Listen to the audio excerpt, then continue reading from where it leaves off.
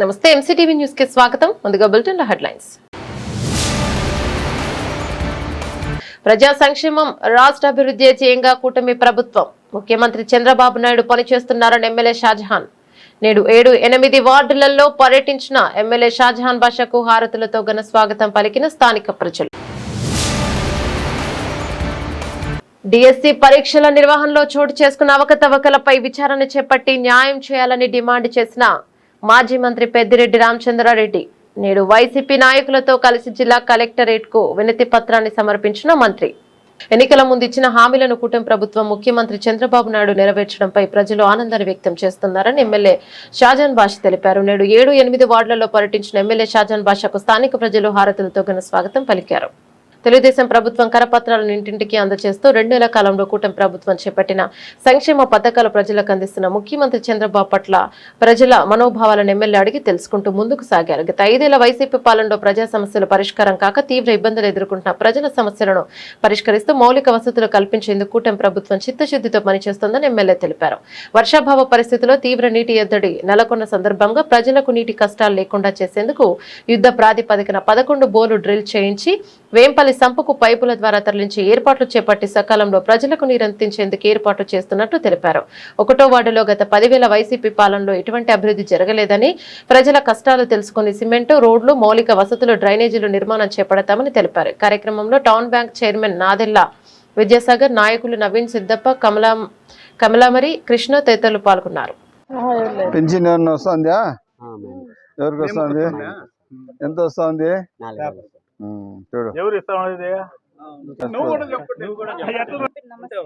చిన్న పిల్లలు ఉండరా? చదివే పిల్లలు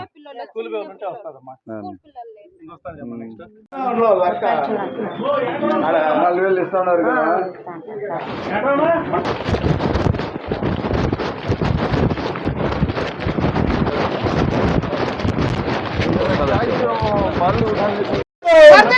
షాజహాన్ బాషా గారి నాయకత్వం. షాజహాన్ బాషా గారి నాయకత్వం. రైట్ రమ్మా, బాగున్నారమ్మా. ఇంకా కొంచెం లోపల దింపిండాల కదా. ఎవరా ఇది ఏజెన్సీ? ఏమన్నాడు శివ? పండుకున్నాడా? మొత్తం దింపాలా కదా. చూడండి మంచిగా చూడండి, కదులుతాం చూడండి. పోలీడా లోపల ఎంత ఉంది? లోపల 5 ఫీట్ లోపల ఉందా? Right, very good.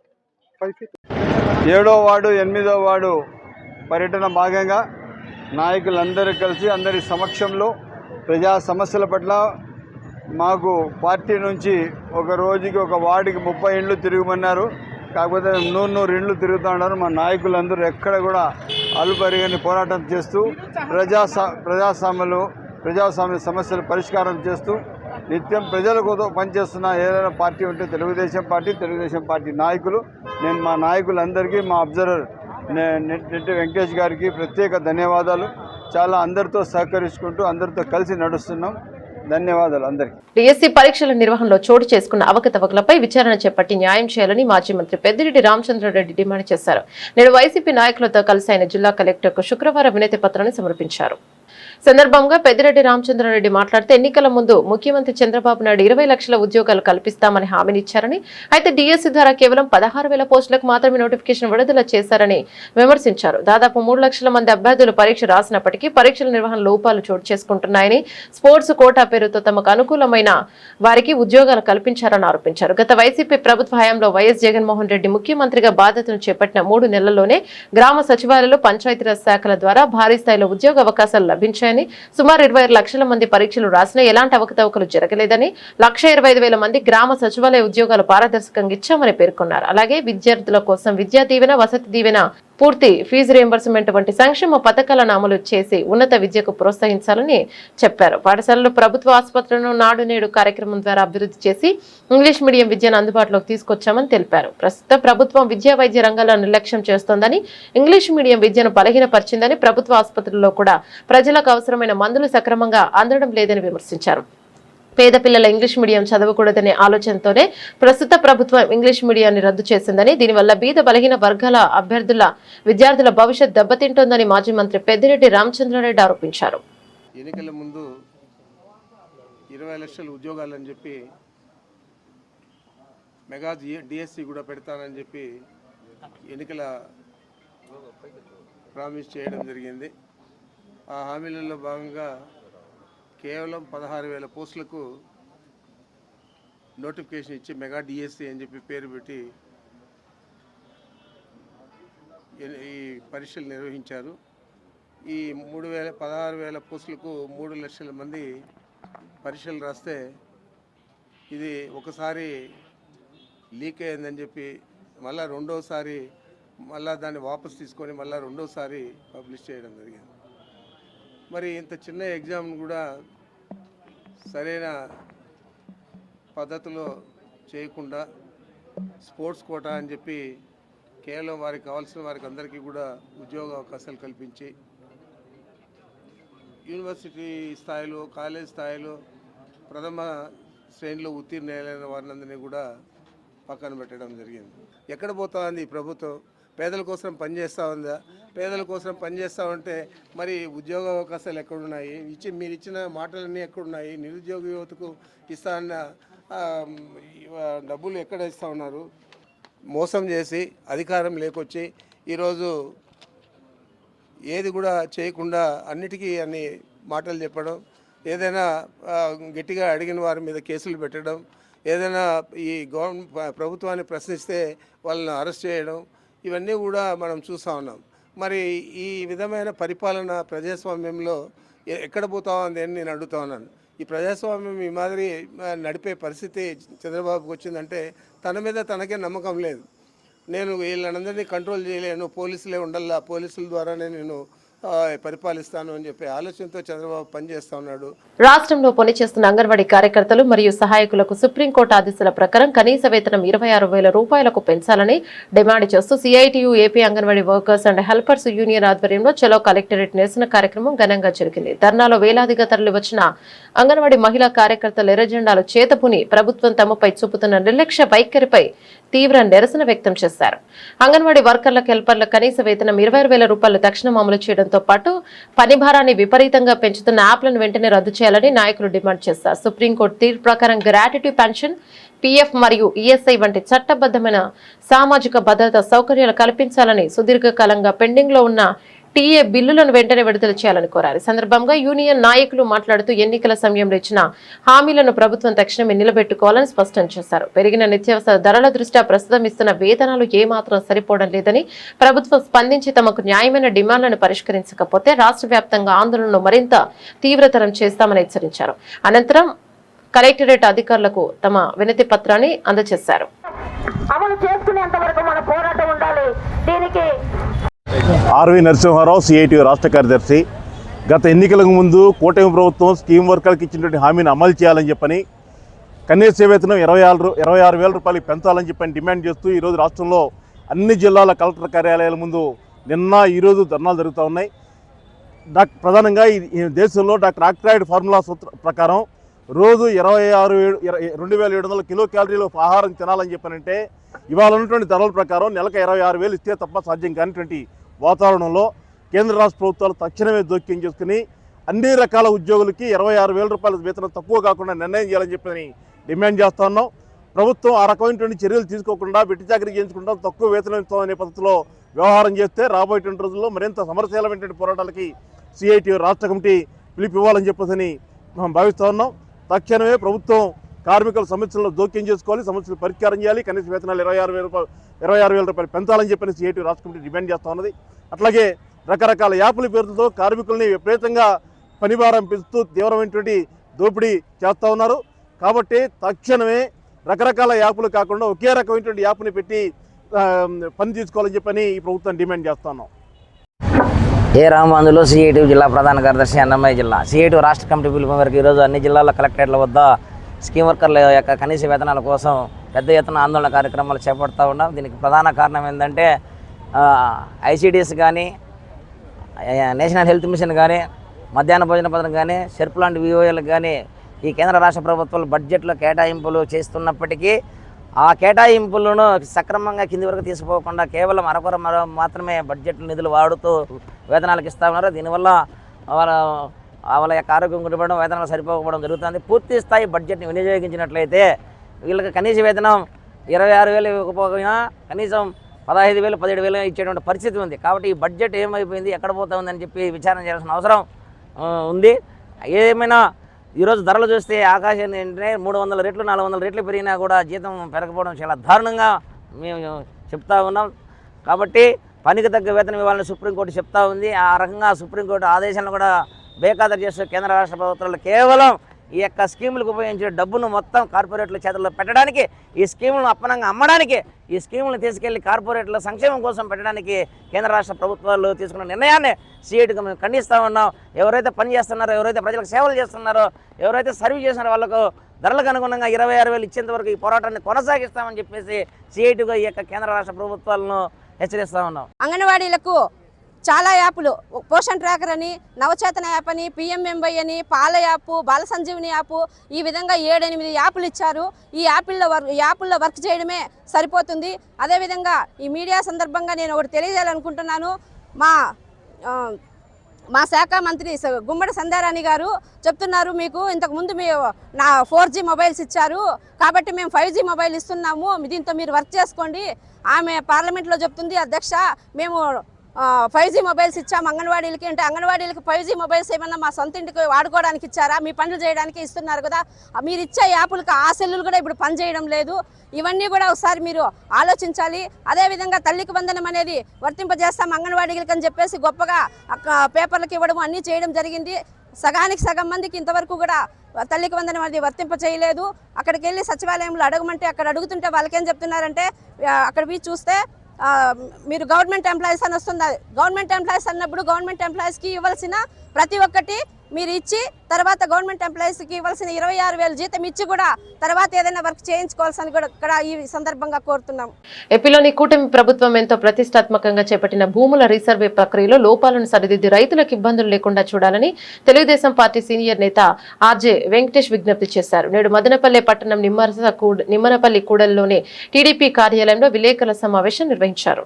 సందర్భంగా ఆయన మాట్లాడుతూ గ్రామాలలో భూ సమస్యల పరిష్కారమే లక్ష్యంగా రీసర్వే ప్రక్రియకు రాష్ట్ర ప్రభుత్వం శ్రీకారం చుట్టిందని, అయితే రెవెన్యూ అధికారుల అవగాహన రాహిత్యం వల్ల రైతులకు ఇబ్బందులు ఎదురవుతున్నాయని అన్నారు. 30 సంవత్సరాల క్రితం ఏదైనా డీకేటీ భూమిని కొనుగోలు చేసిన రైతు మ్యూటేషన్ ద్వారా 1B పొంది ఆ భూమిని సాగు చేసుకుంటూ అనుభవంలో ఉంచుకున్నాడంటూ, అయితే రెవెన్యూ అధికారులు సదరు భూమికి పట్టాలని కారణంగా పూర్వపు యజమానులకు పాస్ పుస్తకాలు ఇస్తామని చెప్తున్నారని, ఇది కొత్త సమస్యలకు దారితీస్తోందని ఆందోళన వ్యక్తం చేస్తారు. దీనిపై జిల్లా కలెక్టర్ దృష్టి సారించి భూముల రీసర్వే ప్రక్రియను పగడ్బందీగా నిర్వహించే విధంగా తహసీల్దారులను ఆదేశించాలన్నారు. 22A నిషేధిత భూముల సమస్యలను పరిష్కరించాలని పలుమార్లు న్యాయస్థానం ఆదేశించిన రెవెన్యూ అధికారులు ముద్దు నిద్ర వీడడం లేదని ఆరోపించారు. ఇక ప్రతి సోమవారం జిల్లా కలెక్టరేట్ కార్యాలయం నిర్వహిస్తున్న PJRS వార్జీల పరిష్కారంలో తీవ్ర జాప్యం జరుగుతోందన్నారు. బాధితుడు ఏదైనా ఒక సమస్యను పలుమార్లు అర్జీలు సమర్పిస్తున్నప్పటికీ పరిష్కారం కాలేదన్నారు. దీనిపై లోతుగా విశ్లేషణ జరపాలని కోరారు. ఎంతో ప్రతిష్టాత్మకంగా గ్రామాలలో నిర్వహిస్తున్నటువంటి రీసర్వే విధానంలో ప్రజలు అనేక ఇబ్బందులు ఎదుర్కొంటున్నారు.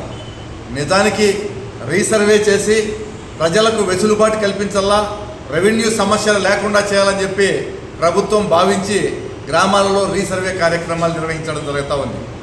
ఈ రీసర్వే కార్యక్రమాలలో ఎవరైతే పట్టాదారు అనుభవదారుగా ఉంటారో ఆ అనుభవం ఉన్న వాళ్ళకి ఆ పట్టాదారు కాలం ఎంటర్ చేయాలి, వాళ్ళకు వెసులుబాటు కల్పించాలి.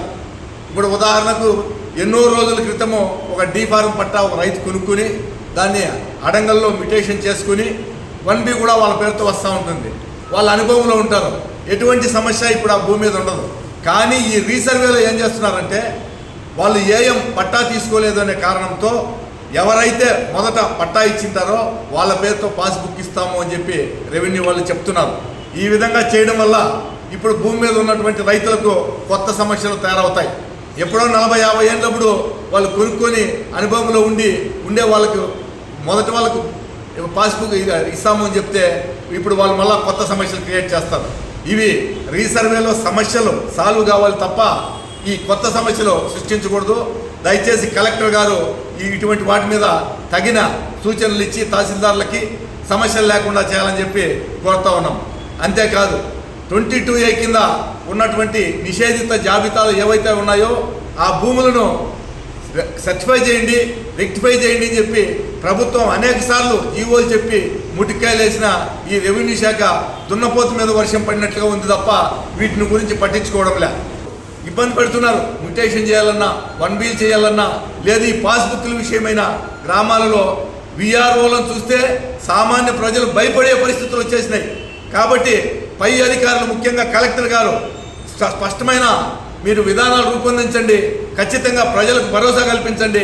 కూటమి ప్రభుత్వం ప్రజలకు మేలు చేసే ప్రభుత్వం తప్ప ఇబ్బంది పెట్టే ప్రభుత్వం కాదు అని చెప్పి తెలియజేస్తూ, ఎట్టి పరిస్థితుల్లోనూ ఇటువంటి సమస్యలను ఉపేక్షించొద్దు అని చెప్పి ఈ సందర్భంగా తెలియజేస్తున్నాను. తాను పనిచేసిన ప్రతి ఒక్క చోట అక్కడ ఉపాధ్యాయుల నుండి ఎంతో కొంత నేర్చుకుని విద్యార్థులకు విద్యాబుద్ధులు నేర్పించడం జరిగిందని నెహ్రూ మున్సిపల్ పాఠశాల ఉపాధ్యాయులు పద్మజ తెలిపారు.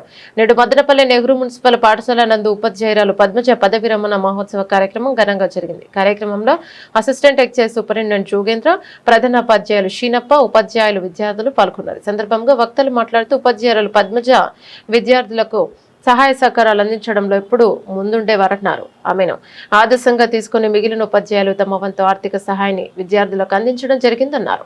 ఆర్థికంగా ఎంత ఉన్నా పక్క వారికి సహాయం చేయాలనే గుణం అందరికీ ఉండదన్నారు. పక్క వారికి సహాయం చేయాలనే ఆలోచన ఒక పద్మజకి సొంతమన్నారు. విశ్రాంతి జీవిత కుటుంబ సభ్యులతో సంతోషంగా గడపాలని ఆకాంక్షించారు. తొలి పలుకులుగా అబ్బాయికి సహాయం చేయడం జరిగింది. అంటే ఏదైనా నేను ఉన్నాను, నేను వెళ్తాను, ఎప్పుడు ఏ రోజు కూడా పాఠశాలకు వచ్చి క్లాసులు పోలేదని చెప్పే సందర్భమే నాకు రాలేదు. వాస్తవంగా అయ్యుండొచ్చు, కానీ మేము పిల్లల దగ్గర నుంచి కానీ పెద్దల దగ్గర నుంచి నేర్చుకునేదానికి ఏ రోజు వెనక్కబోము. కాబట్టి అటువంటి గొప్ప మనిషి, గొప్ప వ్యక్తి. మామూలుగా మనకు గవర్నమెంట్ స్కూల్స్లో మంచి మంచి ఆఫీసర్స్ అంతా ఇప్పుడు మేము చూస్తూ ఉండే వాటిలో ఆల్మోస్ట్ ఆఫీసర్స్ అంతా గవర్నమెంట్ స్కూల్స్లో చదివిన వాళ్ళు. కాబట్టి మీరు ఎప్పుడూ కూడా don't compare with convents and other corporate schools.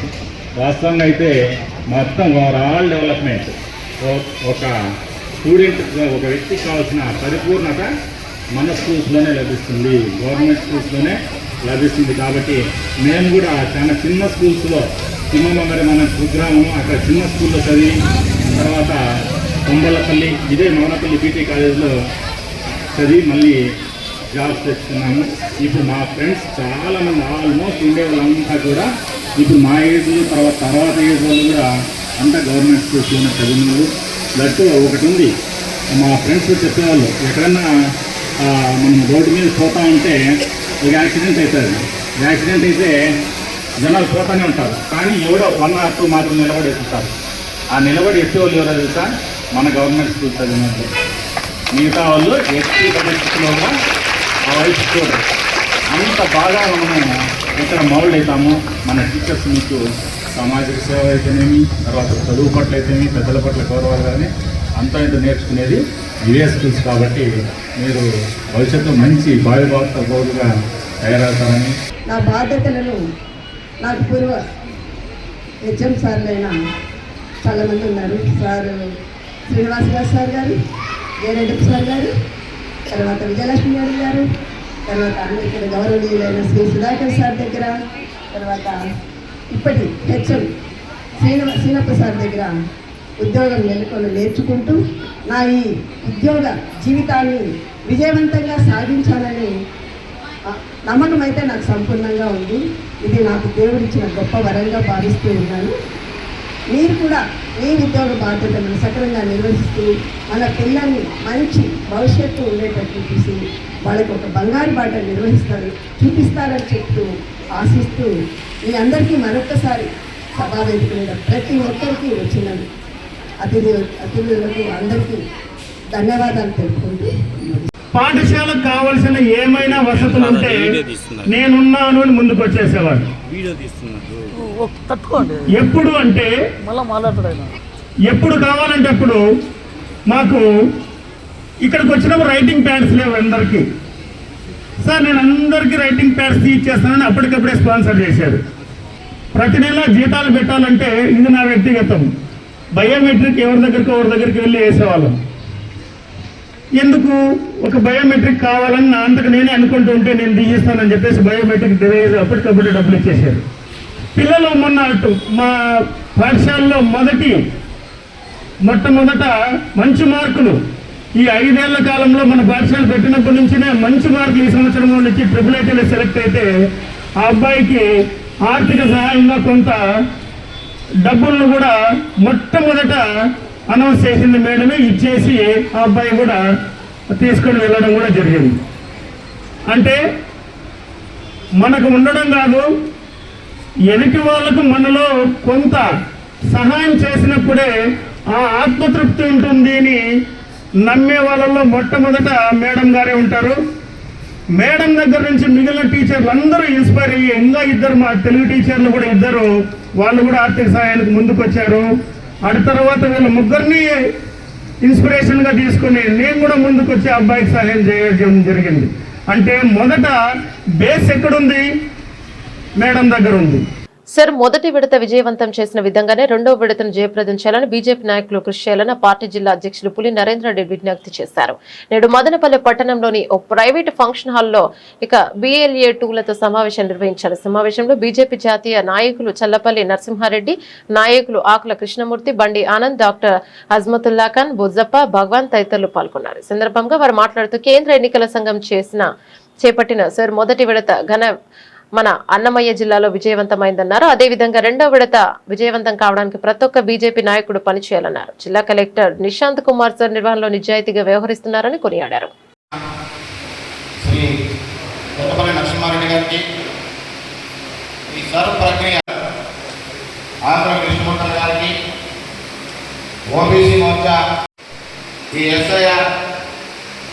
Madanapalle Tori సభ్యులు సోదరుడు భగవాన్ గారికి చేసిన బూత్ కమిటీ అధ్యక్షులు అంటే BLA 2 అందరికీ స్వాగతం, సుస్వాగతం.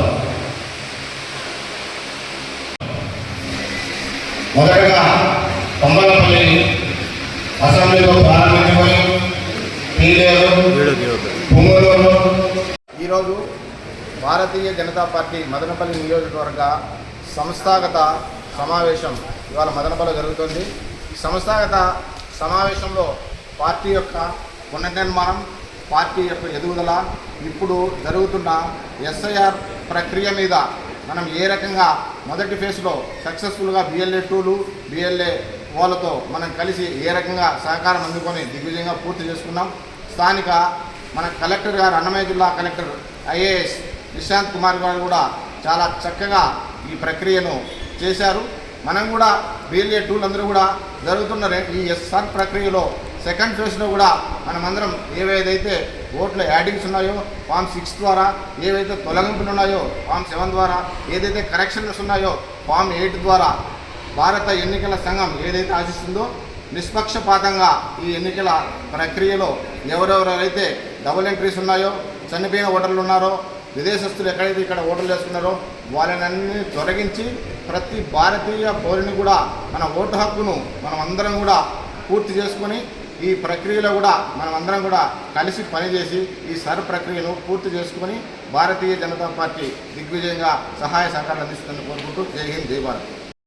దేశవ్యాప్తంగా జరుగుతున్నటువంటి ఏదైతే SIRకి సంబంధించి జరుగుతున్న ప్రక్రియ ఏదైతే ఉందో ఆ ప్రక్రియలో భాగంగా ఈరోజు మదనపల్లి అసెంబ్లీకి సంబంధించి ఈరోజు బూత్ స్థాయిలో ఉండేటటువంటి BLA 2 బీజేపీకి సంబంధించిన కార్యకర్తలకు శిక్షణ కార్యక్రమం జరుగుతుంది. గతంలోనే ఇన్ని రోజులు జరిగినటువంటి ప్రక్రియ ఏదైతే ఉందో ఆ ప్రక్రియ పూర్తి చేసుకుని రెండో ప్రక్రియలకి ఈరోజు ప్రభుత్వము ఎన్నికల సంఘం ఏదైతే ఉందో దానికి చక్రమైనటువంటి మార్గంలో జరుగుతున్న సందర్భంలో అక్కడక్కడ మళ్ళీ కొంతమంది దాంట్లో డబుల్ ఎంట్రీలు, కొంతమంది కొన్ని ప్రాతిపదిక మదనపల్లిలోనే అనేక చోట్ల దొంగ ఓట్లు ఎక్కించడం అనేది ఒక సమాచారం అయితే పక్కాగా ఉంది. కాబట్టి ఏ విధంగా దొంగ ఓట్లను తొలగించాలి, అదేవిధంగా ఏదైనా పొరపాటున ఏదైతే నిజమైనటువంటి ఓటర్ ఎవరైతే ఉన్నారో వారి ఓటర్ లిస్టులో పొరపాటు మిస్ అయినట్టయితే వారిని ఫామ్ 6 ద్వారా ఏ విధంగా చేర్చాలి అనేటువంటి ప్రక్రియ ద్వారా ఈరోజు శిక్షణ ఇవ్వడం జరుగుతుంది. అందులో భాగంగా ఈరోజు మదనపల్లికి సంబంధించి ఆదివాసీ హాస్టల్లో భారతీయ జనతా పార్టీ జిల్లా అధ్యక్షులు శ్రీ నరేంద్ర కుమార్ రెడ్డి గారి నాయకత్వంలో ఈ ప్రక్రియ మొత్తం జరుగుతుంది. ఏదైతే మిగిలిన పట్టణ ప్రజలు లేదా మన మదనపల్లిలో ఉన్నటువంటి అందరూ కూడా ఏదైతే SIRకి సంబంధించిన ప్రక్రియలో అన్ని రాజకీయ పార్టీ కూడా చాలా చక్కగా పాల్గొంటున్నాయి. అదేవిధంగా మనకి ఎన్నికల సంఘానికి సంబంధించినటువంటి మన జిల్లా కలెక్టర్ వారైతే సక్రమంగా అందరం కూడా ఎవరైతే అర్హులైనటువంటి ప్రతి ఒక్కరికి కూడా ఓటు హక్కు ఉండే విధంగా వారు చేస్తున్నటువంటి ప్రక్రియ, వారు చేస్తున్నటువంటి క్రియ ఏదైతే ఉందో వారికి భారతీయ జనతా పార్టీ నుండి ప్రత్యేకమైన ధన్యవాదాలు తెలుపుతున్నాం. అదేవిధంగా పట్టణ ప్రజలందరూ కూడా ఈ కార్యక్రమాన్ని వినియోగించుకోవాల్సిందిగా అందరినీ కూడా విన్నవించుకుంటూ జై హింద్, జై భారత్. భారతీయ జనతా పార్టీ ఆంధ్రప్రదేశ్ శాఖ పిలుపు మేరకు BLA 2 కార్యక్రమము మదనపల్లిలో జరుగుతూ ఉంది. ఈరోజు మదనపల్లి నియోజకవర్గంలో ఉన్నటువంటి గ్రామ స్థాయిలో ఉన్నటువంటి బూత్ అధ్యక్షులందరికీ కూడా శిక్షణా కార్యక్రమం నిర్వహించడం జరుగుతుంది. ఈ శిక్షణా కార్యక్రమంలో ఈ పార్లమెంట్లో మనం చూసినామంటే సుమారుగా 1,20,000 ఓట్లు డబుల్ ఎంట్రీలో ఉన్నాయి. ఆ ఓట్లు ఎవరివి అనేది కూడా అందరికీ తెలిసిన విషయమే. ఇలాంటి ఓట్లన్నింటినీ కూడా ఖచ్చితంగా BLA 2 అంటే బూత్ అధ్యక్షులు, భారతీయ జనతా పార్టీ కార్యకర్త గ్రామ స్థాయిలో బూత్ లెవెల్లో ప్రతి ఇంటికి కూడా వెళ్ళి అసలైన ఓటు ఎవరైతే ఉన్నారో వాళ్ళందరికీ కూడా ఓటు హక్కు కల్పించడం జరుగుతుంది. అదేవిధంగా ఏ విధంగా అయితే డబుల్ ఎంట్రీలు చేసి దొంగ ఓట్లుగా చేరిన వాళ్ళందరి ఓట్లను కూడా నిక్షాతీతంగా ఖచ్చితంగా ఈసారి ఓట్లన్నీ కూడా తొలగించబడతాయి. రాబోయే పార్లమెంట్ ఎన్నికల్లో ఖచ్చితంగా భారతీయ జనతా పార్టీ రాజంపేట నియోజకవర్గంలో జెండా ఎగరవేస్తుంది. అదేవిధంగా మదనపల్లి నియోజకవర్గం కూడా భారతీయ జనతా పార్టీ ఖాతాలోకి చేరుతుందని ఈ సందర్భంగా తెలుపుకుంటున్నాం. జై హింద్, జై భారత్. అన్నమయ్య జిల్లా గుర్రంకొండ మండలంలో భార్య తన ప్రియుడితో కలిసి భర్తపై బండరాలతో కొట్టి హత్యాయత్నానికి పాల్పడింది. భార్య వనిత మరియు ప్రియుడు శ్రీనివాస్ చేతిలో భర్త తీవ్రంగా గాయపడ్డాడు. గాయపడిన భర్త తంబలపల్లి నియోజకవర్గంలోని కురబలకోట వీధికి చెందిన లారీ డ్రైవర్ రఘునాథ్గా పోలీసులు గుర్తించారు. గుర్రంకొండ సమీపంలో రఘునాథ్ను శ్రీనివాస్లు మరియు రామ్మోహన్ కర్రతో మరియు రాళ్లతో కొట్టి పొదల్లో పడేసి వెళ్లిపోయారు. రోడ్డుపై వెళ్తున్న వాహనదారులు గమనించి 108 మదనపల్లి జిల్లా ప్రభుత్వ ఆసుపత్రికి తరలించారు.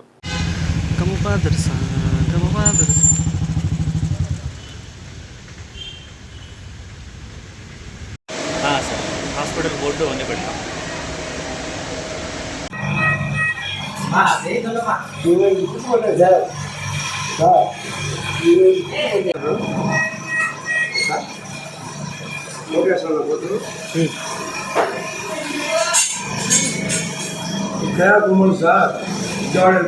నా పేరు రఘు సార్, రఘునాథ్.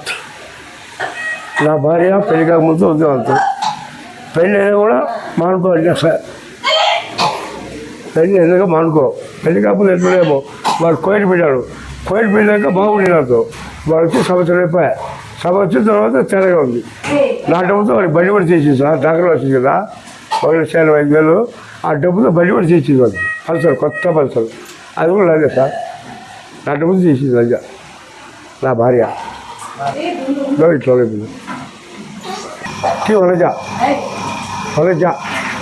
వనజమ్మ లేదు సార్. మన సరికొండ గురుకుల రోడ్లో సార్. సార్ కర్ర రాయితో సార్. సంతలో వెహికల్ కాబట్టి పదవి వేసి వెళ్ళిపోయారు. మా మామ, మా భార్య మెల్లిగాడు. రామ్మోహన్ గట్టినాడు. వాడు ఎప్పుడు వస్తుంటాడు సార్, ఎప్పుడు వస్తుంటాడు. నేను లారీ పోతాను sir. Andhra Pradesh working journalist federation, Andhra Pradesh broadcast journalist association సంయుక్తంగా ఇచ్చిన పిలుపు మేరకు జూలై 31న రాష్ట్ర వ్యాప్తంగా జర్నలిస్టులు డిమాండ్ డే కార్యక్రమం నిర్వహించారు. రాష్ట్రంలో జిల్లా కేంద్రాలలో, రెవెన్యూ డివిజన్ కేంద్రాల్లో, నియోజకవర్గాల్లో, కొన్ని జిల్లాల్లో, మండలాల్లో జర్నలిస్టుల కార్యక్రమాన్ని నిర్వహించారు. ఇందులో APWJF మరియు APBJA కార్యాలయ ప్రతినిధులు అన్నమయ్య జిల్లా కేంద్ర మదనపల్లి కలెక్టరేట్ లో జిల్లా రెవెన్యూ అధికారి వెంకటేష్ కు వినతి పత్రాన్ని సమర్పించారు.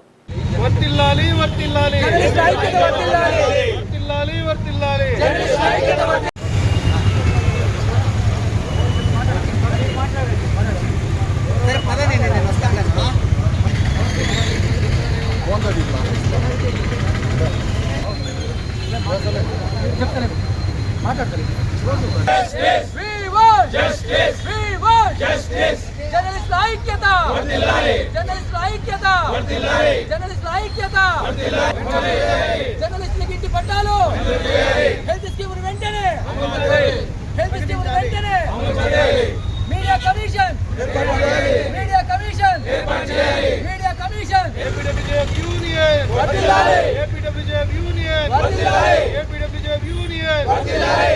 రాష్ట్ర వ్యాప్తంగా జర్నలిస్టుల సమస్యల పట్ల రాష్ట్ర అధ్యక్షులు ఆంజనేయులు గారి ఆదేశానుసారం మదనపల్లె జిల్లా కలెక్టర్ హెడ్ క్వార్టర్స్లోని కలెక్టర్ ఆఫీస్ ఎదురుగా జర్నలిస్టులందరూ ఒకటిగా డిమాండ్ చేసే సందర్భంగా కలెక్టర్ ఆఫీస్ వద్ద నిరసన కార్యక్రమాన్ని ఏపీడబ్ల్యూజేఎఫ్ యూనియన్ తరఫున చేపట్టడం జరిగింది.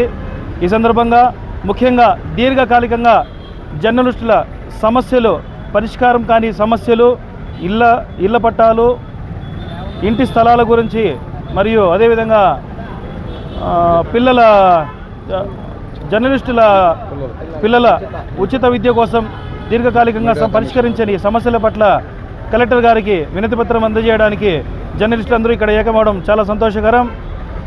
ఎప్పటికప్పుడు జర్నలిస్టులపై జరుగుతున్న దాడుల పట్ల ఏపీడబ్ల్యూజేఎఫ్ యూనియన్ తీవ్రంగా ఖండిస్తోంది. వీటిపై ప్రభుత్వం వెంటనే ప్రత్యేక చట్టాలు తీసుకొచ్చి జర్నలిస్టులకు భద్రత కల్పించేలా ప్రత్యేక చట్టాలను ఏర్పాటు చేయాలని ఏపీడబ్ల్యూజేఎఫ్ డిమాండ్ చేస్తుంది. డిమాండ్స్ డే సందర్భంగా రాష్ట్ర కమిటీ పిలుపు మేరకు ఏపీడబ్ల్యూజేఎఫ్ రాష్ట్ర కమిటీ పిలుపు మేరకు మదనపల్లి జిల్లా కేంద్రం కలెక్టరేట్ వద్ద ఈరోజు మా నిరసన తెలియజేస్తున్నాం. ముఖ్యంగా ప్రజలకి ప్రభుత్వానికి వారధిగా ఉండే మీడియా పట్ల ఏ ప్రభుత్వం వచ్చినా చిన్నచూపు చూస్తూనే ఉంది. ఎన్నిసార్లు వినతి పత్రాలు ఇచ్చినా కూడా అది బుట్టదాఖలు అవుతున్నాయి తప్ప న్యాయం చేసిన దాఖలాలు లేవు. కనీసము ఉండటానికి ఇంటి జాగా మంజూరు చేయమని 20 సంవత్సరాలుగా అన్ని చోట్ల ఇస్తున్నారు. ఒక మదనపల్లి కాదు, రాష్ట్రం మొత్తం మీద కూడా ఈ సమస్య అయితే చాలా జటిలంగా ఉంది. అదేవిధంగా హెల్త్ కార్డ్స్, ఆరోగ్యం సరిలేకపోతే ఆరోగ్యశ్రీ కార్డులు లేవు, కనీసం హెల్త్ కార్డులన్నా పునరుద్ధరిస్తే బాగుంటుంది. ఏ ప్రభుత్వం వచ్చినా మీడియాపై దాడులు ఎక్కడ చూసినా పెట్టలేకపోతున్నారు. దీన్ని మీడియా కమిషన్ ఏర్పాటు చేసి దాడుల కమిటీని పునరుద్ధరించి మాకు భద్రత కల్పించాలని కోరుకుంటున్నాము. అదేవిధంగా జర్నలిస్టు పిల్లలకి ఉచిత విద్య, బేషరతుగా ఉచిత విద్యను అందించాలని, అక్కడే ఉన్న వాళ్ళు ఉన్నారు, అక్కడే లేని వాళ్ళు ఉన్నారు. ప్రభుత్వాలు మారిన ప్రతిసారి వారి నిబంధనలు సడలిస్తున్నారు. దాంట్లో భాగంగా అక్కడే ఈ సంవత్సరం అక్కడే ఉన్న వాళ్ళకి నెక్స్ట్ సంవత్సరం అక్కడే ఉండదు. అక్కడే ప్రామాణికంగా తీసుకొని అక్కడే ఉన్న రిపోర్టర్ల పిల్లలకు మాత్రమే రాయితీ అనేది చెప్తున్నారు. దీంతో చాలామంది వాళ్ళ పిల్లలకు విద్యను ఉచిత విద్య అందించలేకపోతున్నారు, ఉన్నత విద్యకు అందించలేకపోతున్నారు. కాబట్టి దీన్ని దృష్టిలో పెట్టుకొని మా పిల్లలకు అందరికీ కూడా ఉచిత విద్యను అందిస్తూ 60 ఏళ్ళు పైబడిన రిపోర్టర్లందరికీ కూడా పెన్షన్ను మంజూరు చేయాలని సవినయంగా కోరుకుంటున్నాం. లేదు అందులోగా మేము కూడా ధర్నాలు రాస్తారోకోలు చేసుకుంటూ పోతే వాళ్ళకు మాకు పెద్ద తేడా ఉండదు. 4th ఎస్టేట్గా చెప్పబడుతున్నాం కానీ మాకు ఏ విధమైన న్యాయమైన కోరికలు తీర్చడం లేదు ప్రభుత్వాలు. ఇప్పటికైనా దయచేసి మా న్యాయమైన డిమాండ్ తీర్చాలని కోరుకుంటున్నాం. APWJF union, APWJF union. జిల్లా కమిటీ పిలుపు మేరకు ఈరోజు ఏపీడబ్ల్యూజేఎఫ్ సభ్యులందరూ కూడా ఈరోజు జిల్లా కలెక్టర్ గారికి మా సమస్యల మీద, మా డిమాండ్స్ మీద మెమరాండం ఇవ్వాలని చెప్పేసి ఇక్కడ చేరడం జరిగింది. కామ్రేడ్, ఇక్కడ మరి రాష్ట్రంలో అంటే మన జాతీయ స్థాయిగా కూడా కానీ జర్నలిస్టులు అంటే 4వ స్తంభం అని చెప్పుకునేటటువంటి పాలకులు ఈరోజు ఈ 4వ స్తంభం కూలిపోతూ ఉంటే కనీసము కాపాడుకోవాలనేటువంటి స్పృహ లేకపోవడము అత్యంత శోచనీయము. ఈరోజు జర్నలిస్టులు ఎదుర్కొనే సమస్యలు సంవత్సరాలు మారుతూ ఉన్నాయి, ప్రభుత్వాలు మారుతూ ఉన్నాయి, కానీ జర్నలిస్టుల సమస్యలు ఎక్కడ వేసిన గొంగలు అక్కడే ఉంది. రాష్ట్ర ప్రభుత్వం విడుదల చేసిన జీవో నెంబర్ 396ను వెంటనే రద్దు చేయాలని ఏపీ రాష్ట్ర దస్తావేజు లేఖరుల సంక్షేమ సంఘం నాయకులు డిమాండ్ చేశారు. నేడు మదనపల్లె సబ్ రిజిస్టర్ కార్యాలయం వద్ద ఆఖరి రోజు నిరసన వ్యక్తం చేశారు. కార్యక్రమంలో ఆ సంఘం మదనపల్లి నాయకులు పాల్గొన్నారు. సందర్భంగా వారు మాట్లాడుతూ రాష్ట్ర ప్రభుత్వం ప్రవేశపెట్టిన జీవో నెంబర్ 396 కారణంగా దస్తావేజు లేఖర్లు స్టాంపు వండర్లకు జీవనోపాధి పోతుందని ఆవేదన వ్యక్తం చేశారు. స్టాంపులు రిజిస్ట్రేషన్ శాఖ సేవలను ప్రైవేట్ పరం చేయొద్దని విజ్ఞప్తి చేశారు. రాష్ట్ర ప్రభుత్వం స్పందించి తమకు ఉపాధి కల్పించాలని డిమాండ్ చేశారు. ఈ నెల 20వ తేదీ నుండి 31వ తేదీ వరకు పెన్ డౌన్ కార్యక్రమం నిర్వహించడం జరుగుతోందని తెలిపారు.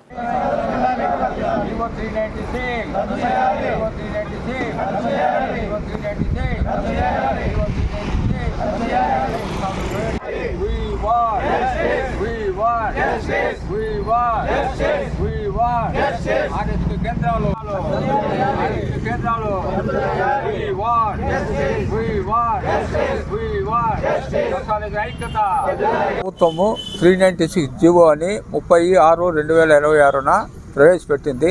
తన జీవో అంశాలు ఏమని మేము పరిశీలించగా దస్తావేజు లేఖలను తొలగించి సబ్ రిజిస్టర్ ఆఫీసును ప్రైవేటీకరణ చేయాలనే ఉద్దేశంతో జీవోలో అంశాలు ఉన్నందున మా దస్తావేజు లేఖల ఒక వృత్తి పోతుందనే ఉద్దేశంతో దస్తావేజు లేఖలందరూ రాష్ట్రం వ్యాప్తంగా 27/7/26 నుండి 31/7/2026 వరకు పెన్ డౌన్ కార్యక్రమం తలపెట్టాము. ఈ పెన్ డౌన్ కార్యక్రమము స్టేట్ వైజ్ సక్సెస్ అయింది. గవర్నమెంట్ ప్రభుత్వం కూడా కొద్ది పార్టీగా దిగొచ్చింది. ఆంధ్రప్రదేశ్ సంస్థల రిజిస్ట్రేషన్ శాఖ DIG కూడా దస్తావేజు లేఖల నాయకులతో సంప్రదింపులు జరిపినాడు. మాకు కోర్టు వల్ల న్యాయం జరుగుతుందనే నమ్మకము ఉండాలి. దానివల్ల ఈ 396 జీవో ఇప్పుడే కాదు, ఉత్తరోత్తరం కూడా మా దస్తావేజులందరూ గట్టిగా పోరాడతారు అని తెలియజేయడమైంది.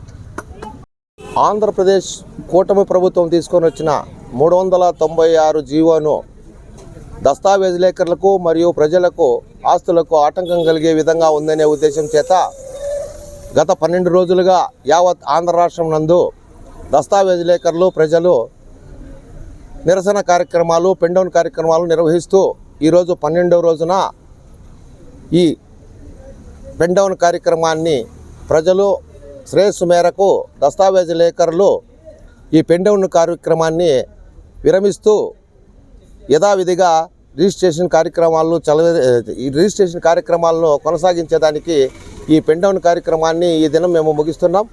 ఉత్తరోత్తర ప్రభుత్వం ఈ 396 జీవోను వెంటనే రద్దు చేయకపోతే కొన్ని రోజులు సడలించిన తర్వాత ఉద్యమాన్ని కొనసాగిస్తూ ప్రజల శ్రేయస్కరం కోసము ఈ దినం మేము 12 రోజుల పెన్ డౌన్ కార్యక్రమాన్ని విరామంగా కొనసాగిస్తూ తదుపరి కార్యాచరణ వచ్చేంత వరకు కూడా ప్రజలు మాకు 12 రోజులు ఈ పెన్ డౌన్ కార్యక్రమానికి సహకరించి మరియు మా దస్తావేజు లేఖలు యావత్తు ఆంధ్రప్రదేశ్ ఉన్నటువంటి దస్తావేజు లేఖలు స్టాంప్ పెండర్లు కూడా ఈ నిరసన కార్యక్రమంలో పాల్గొని ఈ నిరసన కార్యక్రమాన్ని పెన్ డౌన్ కార్యక్రమాన్ని జయప్రదం చేసినటువంటి ప్రజలకు మరియు మా దస్తావేజు లేఖలకు స్టాంప్ పెండర్లందరికీ కూడా పేరు పేరున ధన్యవాదాలు తెలియజేస్తూ రేపటి నుంచి మన విధులను యథావిధిగా కొనసాగిస్తూ రాబోయే ఈ 396 జీవో గురించి చర్చించిన పిమ్మట మనమందరం కూడా మూకుమ్మడిగా మరి ఒకసారి మన ఆంధ్ర రాష్ట్ర దస్తావేజు లేఖల సంఘం పిలుపు మేరకు ఉద్యమాన్ని కొనసాగిస్తామని, అంతవరకు కొన్ని రోజులు మనం కోర్టు ఫీల్ చేసిన కారణంగా విరామం కలగజేస్తూ ప్రజల సౌకర్యార్థం మనం ఈ ఉద్యమాన్ని విరమిస్తున్నాం. కావున అందరూ ప్రజలు జరిగిన నష్టానికి కష్టానికి మీరు మాతో సహకరించి నడిపించినందుకు మరొకసారి మీకు అందరికీ కూడా ధన్యవాదాలు తెలియజేస్తాం. గత 12 రోజులుగా రాష్ట్ర వ్యాప్తంగా జరుగుతున్నటువంటి పెన్ డౌన్ కార్యక్రమానికి సహకరించినటువంటి ప్రజలు, అదేవిధంగా దస్తావేజు లేఖర్లు, వివిధ సంఘాలు మరియు రాజకీయ పార్టీలు అన్నిటికీ కూడా రాష్ట్ర వ్యాప్తంగా మరియు మదనపల్లి కేంద్రంగా కృతజ్ఞతలు తెలియజేస్తున్నాం మా సంఘం తరఫున. ముఖ్యంగా ఇన్ని రోజులు ప్రజల ఆస్తుల కోసం, అదేవిధంగా మా యొక్క ఈ వృత్తి నిబద్ధతతో పట్టుదలతో 10 మందికి ఉపయోగపడే విధంగా ఈ వ్యవస్థను కాపాడేదానికి మేము ముందుకు వెళ్తూ ఈ కార్యక్రమాన్ని విజయవంతంగా మా వాళ్ళందరి సహకారంతో నిర్వహించడం జరిగింది. ఈ రోజుతో ఈ పెన్ డౌన్ కార్యక్రమాన్ని ముగిస్తున్నాము. తదుపరి కార్యాచరణ రాష్ట్ర వ్యాప్తంగా మాకు రాష్ట్ర సంఘం నిర్ణయించిన మేరకు ఇప్పుడు ఇది తాత్కాలికమే, తర్వాత ప్రకటిస్తాము. ఇందులో మీరు ఇన్ని రోజులు గమనిస్తున్నటువంటి విషయాలన్నీ కూడా ప్రతి విషయాన్ని కూడా ప్రజల దృష్టికి తీసుకెళ్లడం జరిగింది. రిజిస్ట్రేషన్ సేవా కేంద్రాలు అనేటివి registration of sub register office for sale అనే ఒక కొత్త పద్ధతిని మన గవర్నమెంట్ తీసుకొని వచ్చిన దానికి 396 జీవోని అమలు పెట్టిన దానికి దీన్ని రద్దు చేసేంత వరకు మేము పోరాడతామని, రిజిస్ట్రేషన్ సేవా కేంద్రాలను మూసివేయాలని చెప్పి ఈ సందర్భంగా మేము తెలియజేస్తున్నాం. కాబట్టి ప్రజలందరికీ కూడా సోమవారం నుంచి లేదా రేపటి నుంచి కూడా మా యొక్క విధులు మేము నిర్వహిస్తూ ప్రజలందరూ ఇన్ని రోజులు సహకరించడానికి ధన్యవాదాలు తెలుపుకుంటూ మేము రేపటి నుంచి మా కార్యాచరణ అంతా కూడా ప్రజలకు అనుకూలంగా దస్తావేజులన్నీ రాయబడతాయని తెలియజేస్తాం. ముందుగా బులెటిన్ హెడ్లైన్స్. ప్రజా సంక్షేమం రాష్ట్ర అభివృద్ధి ధ్యేయంగా కూటమి ప్రభుత్వం ముఖ్యమంత్రి చంద్రబాబు నాయుడు పనిచేస్తున్నారని ఎమ్మెల్యే షాజహాన్.